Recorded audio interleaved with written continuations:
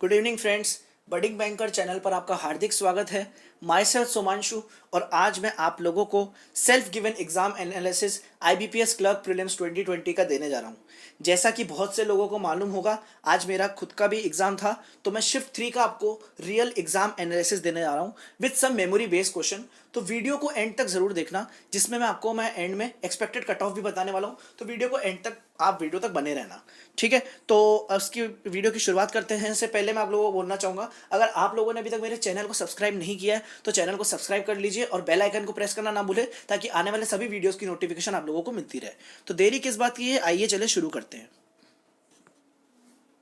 Overall exam level की बात करूं मैं, तो ओवरऑल एग्जाम का level easy to moderate side पर था, ठीक है। और मेरे अटेम्प्ट्स की बात करूं तो मैंने टोटल 79 क्वेश्चंस अटेम्प्ट करे, जिसके अंदर इंग्लिश में मैंने 30 आउट ऑफ 30 करे, क्वांट में मैंने 29 आउट ऑफ 35 करे और रीजनिंग में मैंने 20 करे आउट ऑफ 35। तो this makes it 79 out of 100। तो देखते हैं हर एक सेक्शन में क्या क्या पूछा गया था। आइए चलिए शुरू करते हैं।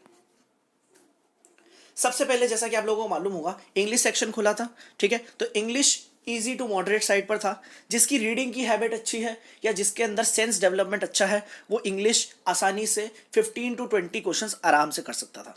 इसमें इंटरेस्टिंग फैक्ट क्या था, जो हमारा हर बार का क्वेश्चन आता है पैरा जंबल, दैट इज जिसमें फर्स्ट सेंटेंस, सेकंड सेंटेंस और लास्ट सेंटेंस जमाने को आता है, वो इस बार नहीं पूछा गया, ठीक है। तो आया क्या क्या था, बात करते हैं। सबसे पहले हम बात करते हैं रीडिंग कॉम्प्रिहेंशन की। तो टोटल 8 क्वेश्चंस पूछे थे रीडिंग कॉम्प्रिहेंशन में, जिसके अंदर एग्जाम स्ट्रेस के ऊपर ये रीडिंग कॉम्प्रिहेंशन था कि कैसे मार्च के महीने में एग्जाम का स्ट्रेस होता है और बच्चों के ऊपर और पेरेंट्स के ऊपर एग्जाम का स्ट्रेस बना रहता है, जिससे उनके अंदर काफ़ी ज़्यादा डिप्रेशन और एंजाइटी जैसी फीलिंग्स आती है। तो मोर और लेस ये ह्यूमन एक्टिविटी के ऊपर था। काफ़ी ईजी लेवल का पैसेज था। अगर आपकी रीडिंग हैबिट अच्छी है तो आप समझकर क्वेश्चन मार्क कर सकते थे।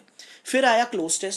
क्लोज टेस्ट में टोटल 7 क्वेश्चन पूछे गए और ये स्पाइडर के ऊपर आया था कि किस किस टाइप के स्पाइडर पाए जाते हैं, कौन से जहरीले होते हैं और कौन से नहीं होते। इसके ऊपर 7 ब्लैंक्स गिवन थे, ठीक है। तो ये ईजियर साइड पर थे। आगे बढ़ते हैं। फिर पूछा गया था स्पॉटिंग एरर। स्पॉटिंग एरर के 5 क्वेश्चंस थे, ठीक है, और ये ईजियर साइड पे थे। अब ईजियर साइड से क्या मतलब है कि किस चीज के एरर थे, कि टेंस बेस्ड एरर थे, वर्ब बेस्ड एरर थे। तो मैं आप लोगों को कहना चाहूंगा form of verb based error थे। आप लोग पढ़कर आसानी से ज्ञात कर सकते हैं या मालूम कर सकते हैं कि किस फॉर्म की वर्ब लगनी चाहिए थी। वहां पे आप आसानी से मार्क करके इनकी तरफ आगे बढ़ सकते थे, बहुत ईजियर साइड पे थे, ठीक है। फिर 5 क्वेश्चन आए वर्ड इंटरचेंज के। अभी वर्ड इंटरचेंज क्या होता है, आप लोगों को एक सेंटेंस गिवन होगा, इसके अंदर 3 बोल्ड के अंदर मार्क्ड वर्ड्स होंगे, तो आपको बोला जाएगा कि इनको रिप्लेस करा जाए। जैसे कि ए, बी और सी से 3 वर्ड्स बोल्ड मार्क कर दिए गए थे। आप लोगों को बोला गया था कि किस तरह से इनको रिप्लेस करा जाए ए बी सी को आपस में, कि ये कंटेक्चुअली और ग्रामेटिकली करेक्ट एक सेंटेंस बनाते हो। तो ऐसे आपको 5 ऑप्शंस गिवन थे उस चीज के, ठीक है। तो ये भी ईजियर साइड पे थे। अगर आप आसानी से धीरे धीरे पढ़ के करेंगे तो आप आराम से 5 में से 3 क्वेश्चन तो कर ही सकते थे, ठीक है। फिर बात करते हैं सेंटेंस रीअरेंजमेंट की। ये थोड़ा नया लेवल का मुझे लगा, क्योंकि पहले ऐसा पूछा नहीं गया था, बट हाँ ठीक है, मेरी शिफ्ट में आया तो काफ़ी अच्छा था ये। सेंटेंस रीअरेंजमेंट की बात करें तो आपको 5 अलग अलग सेंटेंसेस गिवन थे, ठीक है। पैरा जंबल क्या होता है, पैरा जंबल के अंदर पूरा पैराग्राफ बनाना होता है आपको। सेंटेंस रीअरेंजमेंट क्या होता है, 5 अलग अलग सेंटेंस गिवन थे आपको, ठीक है। 5 क्वेश्चंस गिवन थे सेंटेंस के, हर एक सेंटेंस को आपको रीअरेंज करना है। उसके 5 हिस्से करे हुए थे, आपको जंबल्ड अप फॉर्म में गिवन थे और आपको उसको ग्रामेटिकली और कंटेक्चुअली करेक्ट बनाना था। तो ये 5 क्वेश्चन गिवन थे। फिर थे सिनोनिम और एंटोनिम्स की बात करें अगर, तो सिनोनिम एक पूछा गया था एस्पेक्ट, जिसका सिनोनिम पूछा गया था, तो ऑप्शन में गिवन था एट्रीब्यूट। अगर आप लोगों ने भी एट्रीब्यूट मार्क करा तो मुझे कमेंट सेक्शन में जरूर से बताएं, ठीक है। फिर एंटोनिम की बात करें तो एंटोनिम था पीक।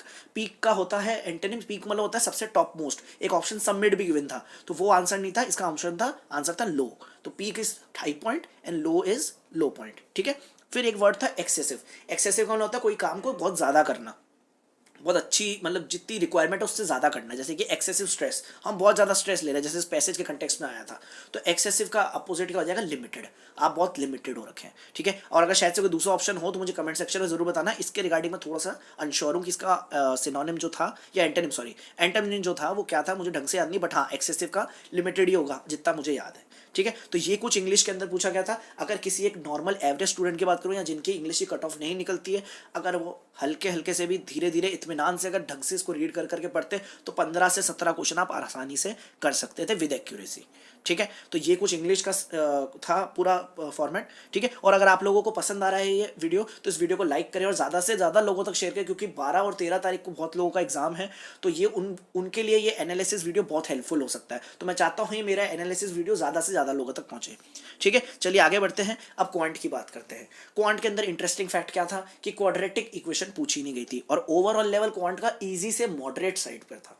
ठीक है, तो क्वाड्रेटिक इक्वेशन पूछी नहीं गई, 5 क्वेश्चन यहाँ पे खत्म हो गए हमारे लिए, हमारा स्कोप खत्म हो गया था। पर आया क्या था? आया बहुत इजी था। सिंप्लीफिकेशन के 15 क्वेश्चन थे, और ये क्वेश्चन ऐसे थे जिसकी कैलकुलेशन स्पीड अच्छी है तो देख के भी कुछ से क्वेश्चन बिना, जिसकी कैलकुलेशन स्पीड अच्छी है वो देख के भी कर सकता था, पेन उठाने तक की भी जरूरत नहीं थी कुछ क्वेश्चन में। तो एटलीस्ट कुछ कुछ हल्के कैलकुलेटर थे तो जिसमें पेन आपको चलाना ही पड़ता।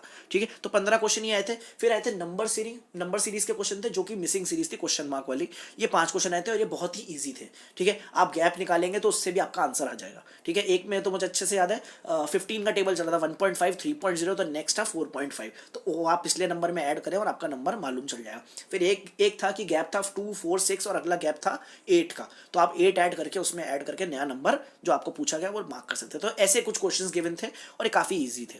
फिर बात करते हैं डीआई की। डीआई थी टेबुलर। ये टेबुलर डीआई किस चीज़ के ऊपर आई थी? 4 कंपनीज हैं, वो 4 कुकीज़ की कंपनीज हैं, ये ABCD, और ये मंडे, ट्यूसडे, वेडनेसडे और थर्सडे को कुकीज़ सेल आउट करते हैं, उनका डेटा गिवन था। और ये काफ़ी ईजियर साइड पर थे। इसके अंदर नॉर्मल से कुछ क्वेश्चंस पूछे गए थे, डिफरेंस, रेशियो, ऐसे कुछ क्वेश्चंस पूछे गए थे। जल्दी ही मैं कोशिश करूंगा कि इसका एक मेमोरी बेस्ड क्वेश्चन आप लोगों के सामने ला सकूं।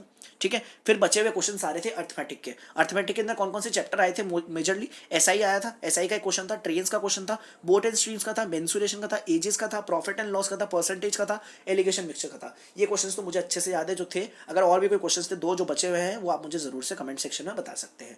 तो अब अपन देखते हैं कि एक्चुअल में कौन से अर्थमेटिक के क्वेश्चंस थे जो मैं आप लोगों के सामने लेके आया। सबसे पहला क्वेश्चन था एसआई का, जो मेरे को याद है। उसमें पूछा गया था, a sum is invested for 8 years at a SI of 18% per annum. If the interest received after 8 years is ₹7, 7,999.20, find the sum. ठीक है, ये क्वेश्चन था कि कोई कोई धन है वो 8 साल के अंदर सिंपल इंटरेस्ट की दर से 18% की दर से दिया गया है, और उस पर जो ब्याज मिला है 8 साल बाद वो 7,999.20 है। तो आपसे पूछा गया था कि ये धन कितना है। ठीक है, वो मूलधन पूछा गया था, प्रिंसिपल पूछा गया था, तो इसका आंसर आया था ₹5,555। ठीक है, फिर अगला क्वेश्चन था, the speed of boat and stream is the speed of boat and stream is 12 km/h and 3 km/h। If it takes 2.5 hours to go downstream and 6 hours to go upstream, then what is the difference between the distance to go downstream and upstream? Hindi में अगर इसको मैं बोलूं तो एक नाव की और धारा की जो चाल है वो 12 किलोमीटर प्रति घंटा और 3 किलोमीटर प्रति घंटा है। यदि उसे धारा के प्रवाह में जाने के लिए 2.5 घंटे लगते हैं और धारा के विपरीत की दिशा आने में उसे 6 घंटे लगते हैं, तो बताइए इन दोनों का डिफरेंस कितना है, इन दोनों का अंतर कितना है? तो इसका आंसर आया था 16.5 किलोमीटर। ठीक है, देन एक ही मेंसुरेशन का क्वेश्चन था, हल्का कैलकुलेटिव था बट काफी अच्छा क्वेश्चन था, कि the length of a rectangle is 20% more than its breadth. ठीक है, whose perimeter is 220 metre and the length of the rectangle is equal to the perimeter of square, then what is the area of square? तो इसका answer था 225। ठीक है, कि एक आयत का जो एरिया है वो 20% ज्यादा है उसकी चौड़ाई से। ठीक है, और जो लंबाई जो है वो 20% ज्यादा है चौड़ाई से। ठीक है, और उसका परिमाप जो गिवन है वो 220 है। अगर उसकी जो लंबाई है वो एक स्क्वायर या फिर स्क्वायर के जो उसके साइड के इक्वल है, ठीक है, पेरीमीटर परिमाप के इक्वल है, तो उससे पूछा गया था आपका क्षेत्रफल, उस स्क्वायर का क्षेत्रफल कितना है। ठीक है, तो ये 225 इसका आंसर आया था, काफी इजी क्वेश्चन था ये। आगे बढ़ते हैं। ऐसे ही 2 क्वेश्चन जो मुझे याद है, एक पार्टनरशिप का था और एक एलिगेशन और मिक्सचर का था, कि A and B entered into a partnership of ₹12,800 and 14,400 respectively. After 5 months, B left the partnership. If the profit earned at the end of the year is ₹23,500, then what is the share of B? तो ये निकला था ₹7,500। ठीक है, काफी easy question था। फिर एक एलिगेशन मिक्सचर का क्वेश्चन था कि a jar contains 120 litres mixture of milk and water in which there is 30 litre water. फिर उसमें से बोला गया कि 24 litre mixture is taken out and it is replaced by 4 litres pure milk, then what is the quantity of milk in the final mixture? तो ये कुछ questions थे क्वांट के अंदर जो मुझे मेमोरी बेस याद है, मैं आप लोगों के सामने लेकर आया हूँ। और अगर आप लोगों को मेरे एफर्ट्स पसंद आ रहे हैं तो इस वीडियो को लाइक करें और ज़्यादा से ज़्यादा लोगों तक इस वीडियो को शेयर करें, ताकि उनको भी आने वाले जिनका 12 और 13 तारीख को पेपर है उनको इस वीडियो के माध्यम से हेल्प मिल सके। ठीक है, आगे बढ़ते हैं हम रीजनिंग सेक्शन की ओर। रीजनिंग सेक्शन की अगर मैं बात करूं तो रीजनिंग मॉडरेट साइड पर था मेरे अकॉर्डिंग। मैं मानता हूँ बहुत लोगों की रीजनिंग की अंडरस्टैंडिंग अच्छी होगी, इवन मेरी भी अंडरस्टैंडिंग कुछ हद तक ठीक है ऐसा मैं मानता हूँ, लेकिन रीजनिंग में थोड़ा सा पजल का पोर्शन ज़्यादा था। दैट इज़ वाई मैं इसको मॉडरेट की साइड पर रख रहा हूँ, क्योंकि बहुत सारे लोगों के साथ ऐसा होता है कि पजल की अंडरस्टैंडिंग उनकी इतनी अच्छी नहीं होती। ठीक है, तो इसमें इंपॉर्टेंट बात क्या थी कि चैप्टर वाइज क्वेश्चन जिनको मैंने कल अपने पिछले वीडियो के अंदर बताया था कि डायरेक्शन, डिस्टेंस, कोडिंग, डिकोडिंग और ब्लड रिलेशन पूछे जाएंगे, तो वो मेरे शिफ्ट के में पूछे नहीं गए थे। ठीक है, पूछा क्या गया था, सिर्फ और सिर्फ पजल और सिटिंग अरेंजमेंट। पजल और सिटिंग अरेंजमेंट कुल 23 क्वेश्चन आए थे, 35 में से कुल 23 क्वेश्चन पजल और सिटिंग अरेंजमेंट के थे, जिसके अंदर लीनियर रो के 8% वाली पजल थी, ऑल फेसिंग नॉर्थ। ये काफी इजी पजल थी, आप देख के बना सकते थे। फिर एक थी पैरेलल रो जिसमें 10 जनों को बैठाना था, हल्की ट्रिकी थी, मैंने पूरी कोशिश करी बनाने की, पर अफसोस मेरे से बन नहीं सकी, अदरवाइज मेरे 5 क्वेश्चन और बन जाते। ठीक है, इसको मैं बना ही रहा था कि समय भी ओवर हो चला। फिर था अनसर्टेन नंबर ऑफ पर्सन, इसके 3 क्वेश्चन आए थे।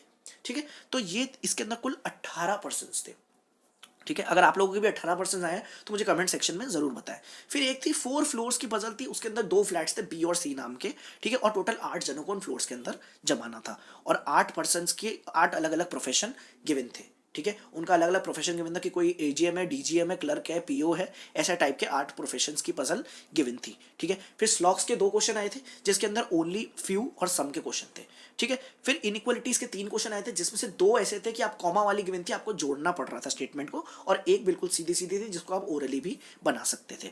फिर 5 क्वेश्चन आए थे अल्फा न्यूमेरिक सीरीज के, जिसके जो बिल्कुल बहुत ईजियर साइड पे थे, फटाफट से हो सकते थे।